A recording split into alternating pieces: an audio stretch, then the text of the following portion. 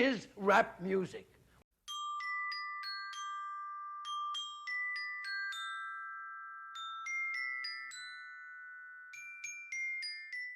Welcome back, guys. It's another alleged gameplay video. Oh, I do like this one. This is my copy. This is D on the PlayStation 1. Yeah, this is a very nice copy. It is it's pretty much brand new. It's not my original, so I had to get this back some years ago. Very pleased with that copy. I really was. There you go. Apologies about trying to capture this one from the CRT. Difficult one to film this. Very dark. Very dark. But if you try to let the exposure do its own thing, then it's pretty much unwatchable. So most of the videos are coming out okay from the CRT. This one's a little bit different. So you need to get used to that kind of play area, that size of screen, because it was claimed due to the resolution, high resolution quality, the screen was drastically reduced. Not as much as the laughable high-res mode on Formula 1 on the PS1. You want to try that sometime if you've never tried it. It is quite funny. To play the game, you'd probably need a 100-inch projection image to be able to play the high-res mode. But this is Laura. She's got a dodgy situation with her dad, I believe. We enter this hospital, loads of dead people. It's some serious shit going on. Quite serious. It's all going on. She hasn't got a clue. And I believe we get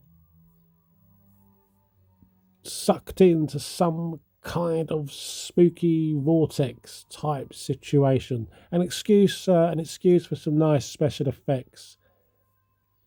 Special effects in this remind me of those that were used in The Abyss. That is a film that I must get.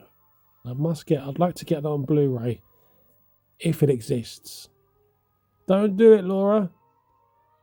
Don't do it. So let's talk about this one. It's one of my favourite games, but it shouldn't be.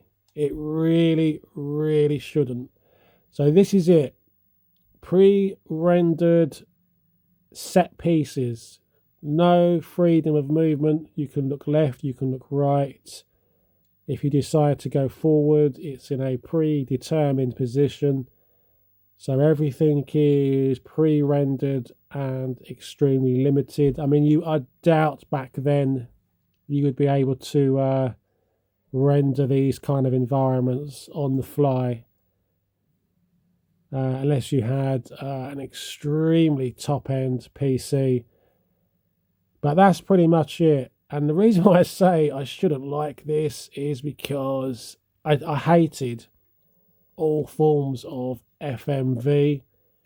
But with FMV, I never liked the pathetic live-action parts to it. Does that make sense? You know, the really bad acting superimposed over CGI, and the audio was often terrible, and can't explain it. I've never been able to marry the two, live action and video games. Never been able to do that.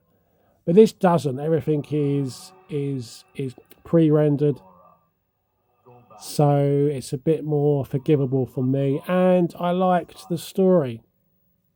I like the concept that, now I might be wrong because it's been some years since I've played this.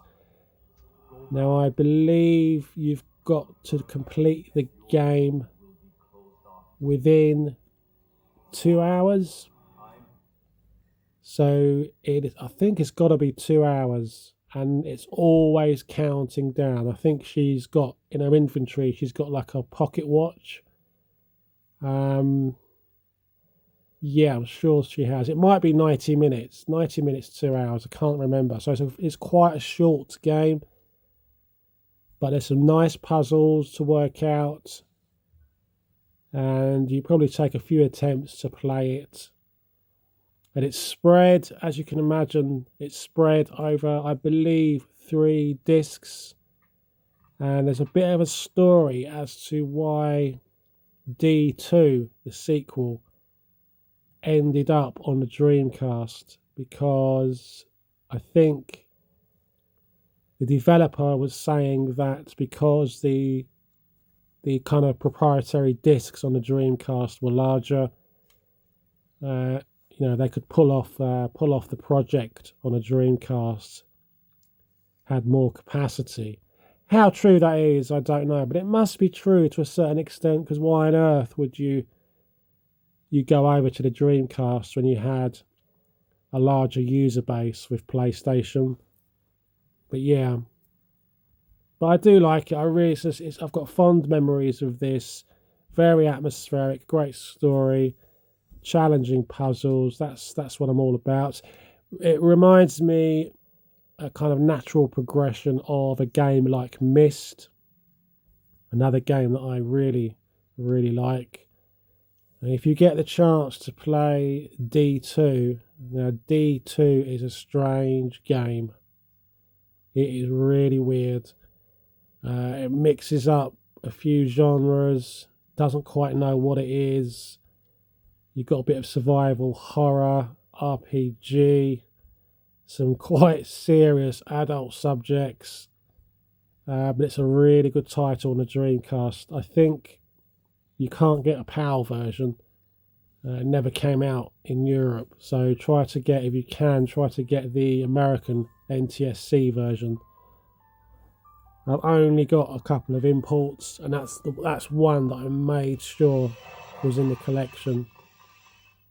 And in the new year, or whenever this video goes up, I want to go back and play that. I've completed D2 twice. It is a strange beast though, and it is over multiple discs, and it's a fantastic looking Dreamcast game. Always gets overlooked. But yeah. But there you go, guys. Again, sorry about the quality. This is not an easy one to film. That is your screen size throughout the game, the experience, believe it or not. But I can live with that.